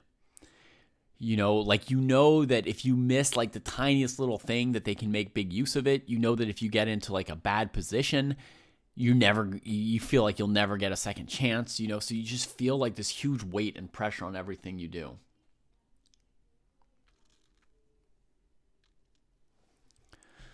Espenko in the tank. Goryachkina as well. Goes back to b4. So she maybe re-threatens queen b4, queen b2 check as an idea. White does not play rook e2. Holy moly. White walks right into queen b2. Is White going to play rook e2 in response without trading? Then Black could trade on a2, take on c4, take on a3, take on b5. And it gets pretty technical. Close to equal, but Black does need to get rid of the g-pawn or the back rank mate's going to be annoying in the endgame. Queen's attacked, bishop's attacked. Not a million choices for Black, but there is still, you know, a bailout. That's why she's not just blitzing out queen b2 because she has to. There is still this move. Threatening here and threatening here. The game maybe still just carries on. Not really threatening bishop f5 because knight check, knight takes f5, and then back rank. c5 as well. Bishop f5, c5 also a problem. So basically king g2.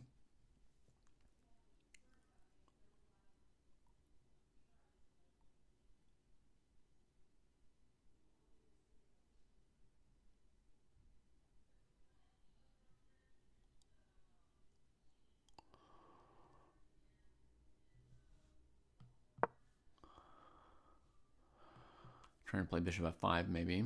Bishop h3, says Kalen. Okay, that could be cool. Bishop h3. We want to go queen g6 here. Check. Coming into g3 is serious. That's Mateovich. Matanovic. Matanovic. Wow, bishop h3 is killer there. So this is definitely a concept. Queen d6 here. King g2 check. Holy goly. And presumably king here, you could play something simple like rook f3 or queen g3, and you're just kind of in. I mean, this. This kind of position's pretty chill for Black.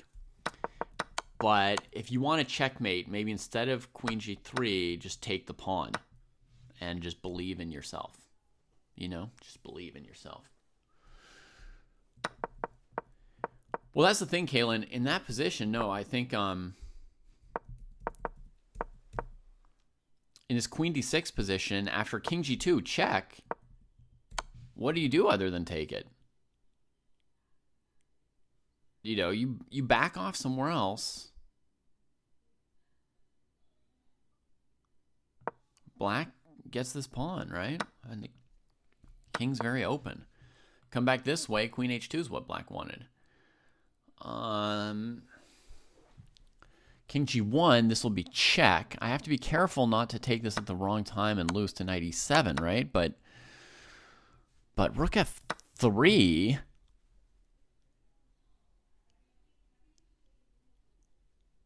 Oh, that gives time for maybe some kind of c5 trick at some point. Yeah, okay, so maybe king h1. Wow, that would be intense. Let's see what she's chosen. She's made a move. She went back to d6. So we might see king g2, bishop h3, king h1 even. Yeah, it's possible. After king h1...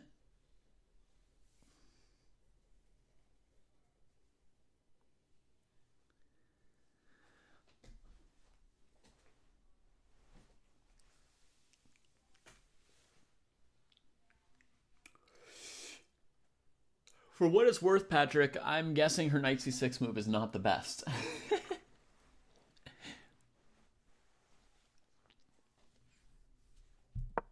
Rook e5 gets played, and king just moves out of the way.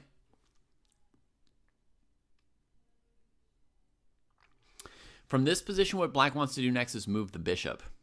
The king gets out of the way of the c5 check trick, and now the idea for black is to move the bishop. Couple options. One option is g4. And the other option is d7. Those immediately come to mind. The idea is you want to play queen g6, and then you couple it with some other kind of threat. So bishop g4, the second threat is f3. And bishop d7, the second threat is to trade and take d4. So either of these moves would be a double threat next. White needs a fairly good move. Very, very hard to hold this together for white. Low on time. I don't like the knight c6 move. Oh, I like white's position less and less since the knight went from e5 to c6. Yeah. Looking very risky. That's one piece just further away from the king, who needs so much cover and babysitting. Here he comes. Up to do his own. He's on the run. He's on the run. Thank you for the raid, Papasionates. And welcome in. We're watching the FIDE Candidates Tournament to determine the challengers for the FIDE World Chess Champion and FIDE Women's World Chess Champions. And this game here, Zhu Jin'er, she's the second highest rated active woman in the world right now, maybe. But she's been tied for first place in this tournament going into the second to last round here. There are two people who are now half a point ahead of her, pending her result. If she wins, she'll be in sole first. If she draws, she'll be in shared first. But her position's very, very risky here against Goryachkina. Bishop d7's the choice, so the threat is here and here. Mostly here.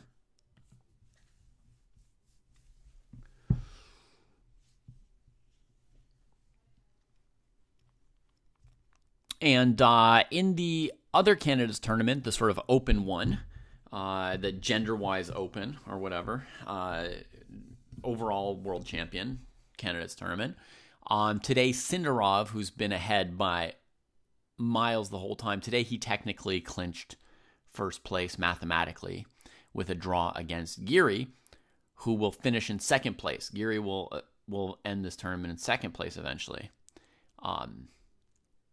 In the Open Championship division, it'll be Sindarov and then Giri, and then there's still a fight for third place. I think Fabi is going to be one of the people in contention for third place on an even score. If Wei Yi wins here, he'll definitely be in contention as well, but we don't know if he will. Andre thinking for a long time.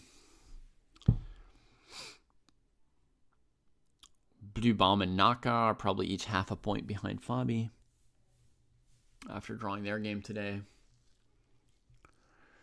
Got a rook d5 suggestion. Yeah, I think rook d5, black can take this pawn because you don't have rook d7 check. But, I mean, you could maybe take here, right? And just keep going. Rook check. Oh, hard to pick a square for the king. Maybe here. Take. Is slightly better for black, but maybe not huge. Wish I had even better to suggest. Here.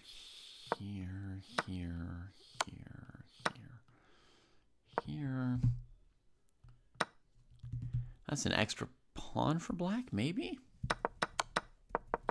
Some possibilities.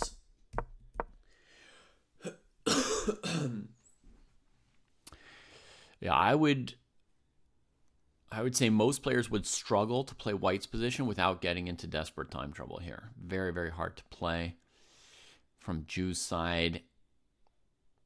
If knight e7, that defends the G pawn.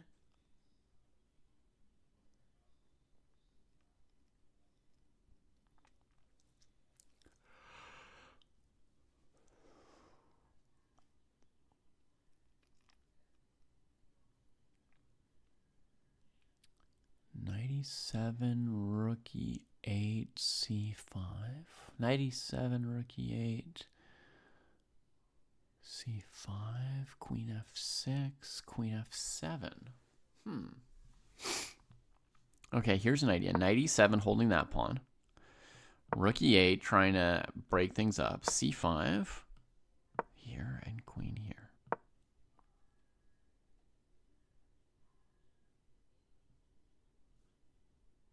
Oh, but black still got this pawn.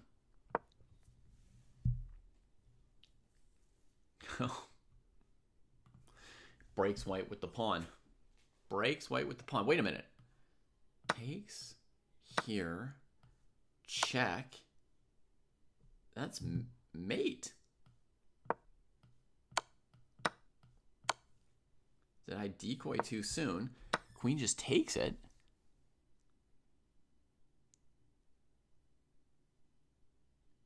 Okay, I should be able to calculate a back rank mate, so let me just double check this thing. We've got a move from Ju just now. She played rook back to e4, so she didn't go for knight e7. That's crazy. I can't. Okay, well then that's not my move. I'm not going to sack it then. Maybe just take a pawn and play the endgame. I don't know. Okay, in any case, we get a different move. Bishop d7, we get rook e4. I think knight e7 looked really logical, but the knight coming back to e5 would be good as well. Undo the damage from this knight c6 move, which I really think was a lemon. Maybe it should have come back immediately right here. Rook e5. Now you're just undoing all the bad things that we've done. But yeah, I mean, these pawns are dropping if black wants them. White's going to play queen a3 with a tempo on the rook if black takes either pawn. And the king's back rank mated, so you can't really go on adventures like rook here and stuff. Ooh, I don't know about taking that knight now that I think about that. Wouldn't bishop f5 have been good now? Getting rid of the pawn?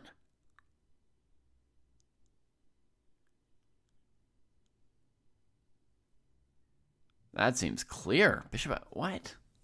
What's going on? Bishop f5? What is she going to do? c5? You can go here. That stops queen f7. Bishop f5. Why not bishop f5? Why not bishop f5? That's almost incomprehensible. You would snap bishop takes c6, Kaylin? Okay. Do you, Kaylin, see anything like terrible about bishop f5? I really want to get rid of this thorn in my king. Then I can just attack the white king with everything I've got instead of watching out for the back rank mates. We get a trade. Queen seeks mate. Oh.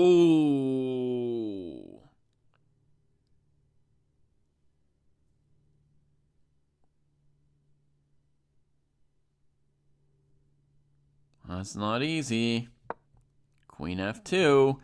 This guy's close, right? If you trade and push, there's rook e1. But queen g6 is really simple here. Oh, black's like winning. Oh, Jew. Ah, she's blown it. She's definitely blown it. It's 2 result against her now. 2 result against her, and the odds of saving it are honestly quite slim. I will say. In my opinion, the odds are quite slim of saving this as white after queen g6.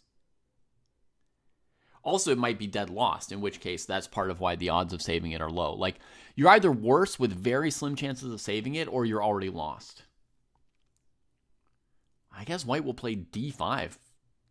Just what can they do? Defend the c-pawn. At least white can start playing quickly at some point there. Just say, I've got nothing left to play for, so I'll just play some moves. Ay. But, I mean, the other thing black can do is they can be calculating if queen g5 is a forced win. Basically, the idea is this. Now, I mean, you can only use the a-pawn as a decoy once, and you've still got back rank mate against you, so you better not miss here with this line, right? But the idea is to win the queen, but, you know, this is what I mean about you better not miss. It has to be all with check. Yeah. I think you should take on g6. She's taking on g6.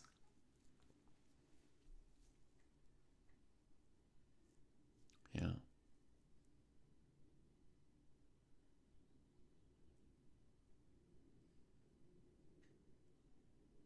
The g6 pawn was fairly important in this position, Patrick. Yeah. So, Kaylin is saying this is easy now. Opfashach has lost games like this before with white, where you grab a lot of space, but then it starts to drop pawn by pawn. So Kaylin's saying rook a8 is going to make it easy. Honestly, I would just like threaten f3 and then push a2, a1 while the white queen's defending the king. That would be my dream. Of course, if allowed, I will just take this pawn. That's very easy. It opens more angles to the king. So I'm expecting d5, and d5 gets played. So now basically a move like queen f6 to me looks good. Basically, you're looking at these angles and f3. Yeah, queen f6 looks like a hell of a drug, we'll say, for Jesse. It's not here. Rook c3, e2 was forced. Oh my god, he spent 20 minutes on e2 as well. Knight c1. Gunning for your pawn. Oh, man. Sapenko's in danger. He's in danger of having his own pawn wrapped up as a gift against him. He got everything he has just sort of like frozen and tangled here. I have no idea why the rook moved off of the e-file a couple moves ago. That was so weird. And I don't know. This was the move where he played rook d8 right here. And to me, d4, knight c4, even just trading, it was just simple that his pawns are enough for the piece. Very, very simple. I have no idea what this highfalutin move was about. But then his pawn got forced in front of this one, frozen on light squares. And, okay, he tries to unfreeze this. He needs d4, d3. So there's this possibility. And then if knight e2, what does he want to do? The rook's defended, so this is not... Oh, he's just lost. I mean, white can just take and take, more or less. And he's going to... I think he's just going to throw this d-pawn at white. But, I mean, come on. There's opposite-colored bishops to blockade with, and it's a knight. Oh, he's going down. It's too bad. He started the game brilliantly. And now it looks like he'll go down. Oh, man, we got a resignation already from Jew. And it was queen f6, like I suggested. Queen e2. And just a2. That's...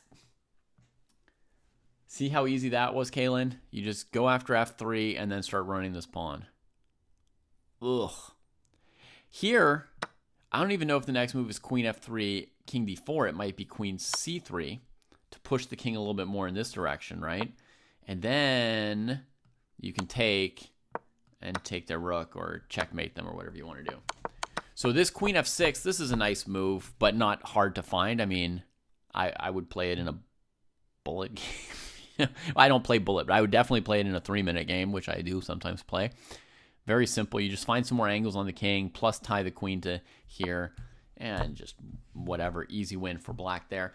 So that puts Ju in a bad position and gives Goryachkina an outside chance of catching up next round because she's only 1 point behind the leaders, but Ju is now half a point behind the leaders. It's also going to depend on the last round pairings. So let's have a look. Yes, Marzipan. Sindarov, he drew today, but he won the tournament.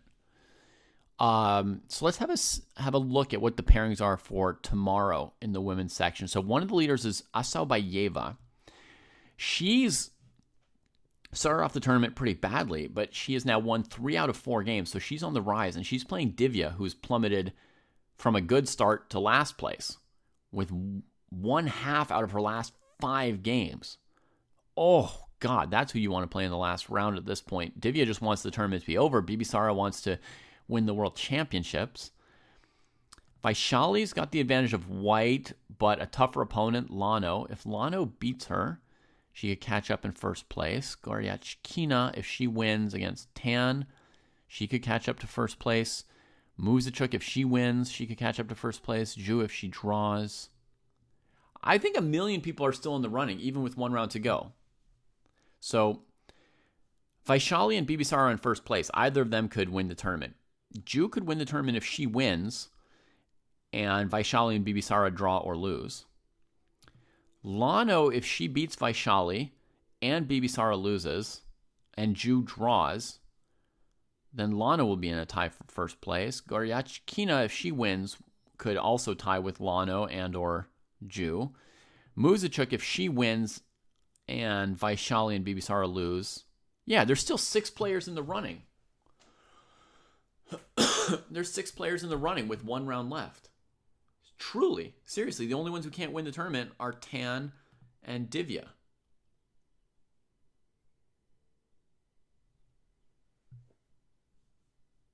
So, yeah. Now, I would say the best chances are, of course, with the players who are tied for first. Vaishali with white and Bibisara with black against a player who's just fallen apart. Divya here. I say that sadly, not viciously, but she has completely fallen apart. Let's see what her game today was like.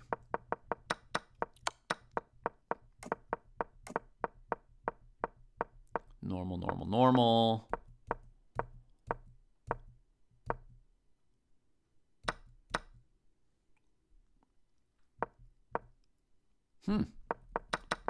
Interesting. White just pushed the pawn to d5 and gained some space in the center. And it's very hard to fight back against this passed pawn in the center. Oh. And now it's just, you're just trapped. Evil. Oh, so evil. Queen takes rook e8 check trick. Oh, again.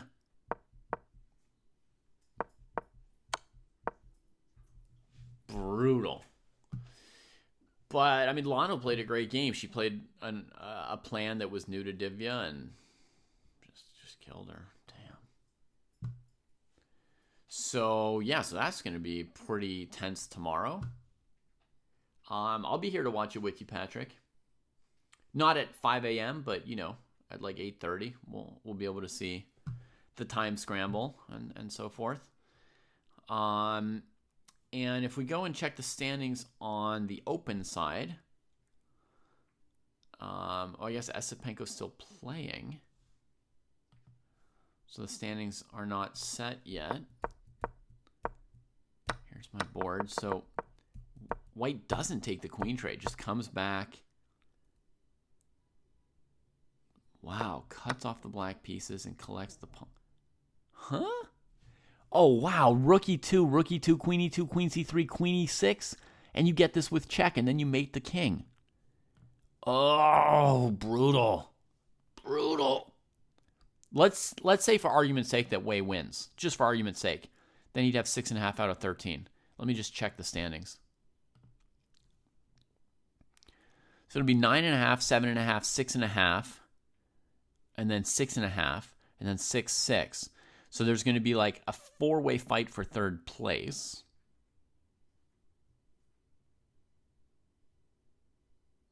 Esipenko probably finished last. Mildly disappointing tournament for Prague.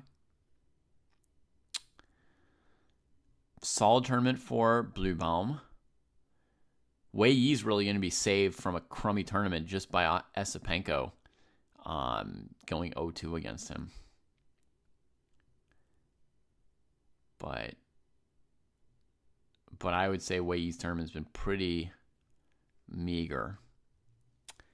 I mean, he's playing a great game here against Esipenko today, a defensive game where Esipenko was the one who initiated the brilliance, and he's played very good defense, but Esipenko could have drawn this game a million times, I think, and now he resigns.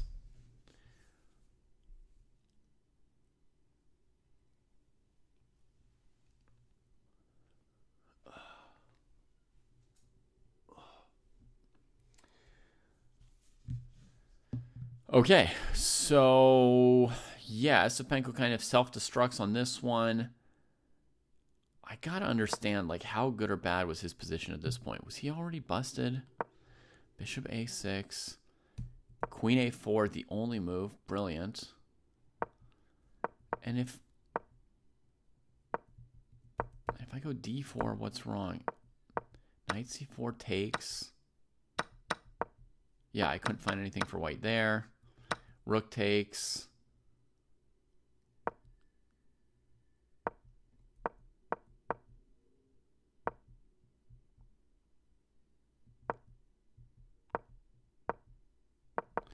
Yeah, all fine. Apparently, though, white has the move knight b3.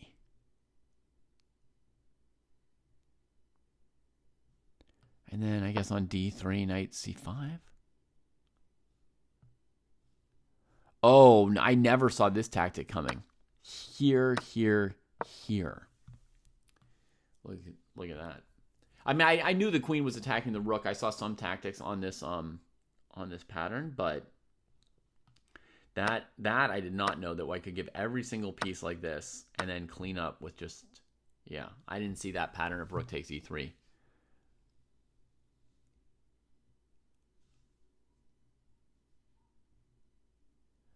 The Giri game, I mean, Giri played great, right? Giri played way, way good that game.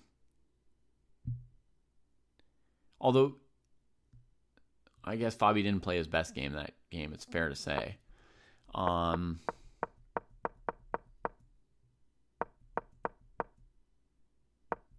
so the computer says white was better this whole time. So Wei Yi was just repeating a bunch of times to make time control.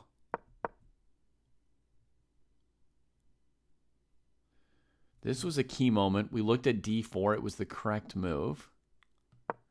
And then we had knight c5 would be the move. And then queen f5, king h2, rook c5, queen d4 draw. That was the last time he had a clear and obvious draw. And we of course looked at that. But he wanted more. He played bishop c4. But we said, what could he ever do against knight a5? And the answer was nothing. So, and after that, he was in trouble. So, yeah. So basically, this knight c5 is just not that good. You know, it's brilliant, it's beautiful, but it's slightly bad. So, there you go.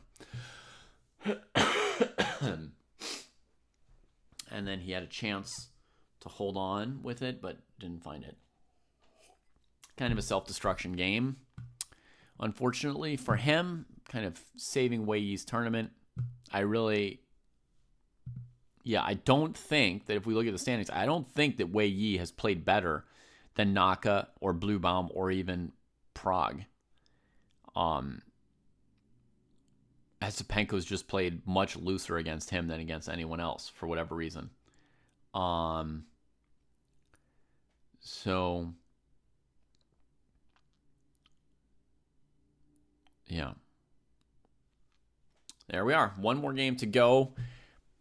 Maybe not a ton to fight for in the last round, so we'll see what the players do. But I mean, today's games were like hard fighting games. I mean, this Prague and FIDE game was like great, you know. So there's still some players with some ambition. Maybe we'll still have some good games tomorrow over there. But for now, I will wish you all a good rest of the day.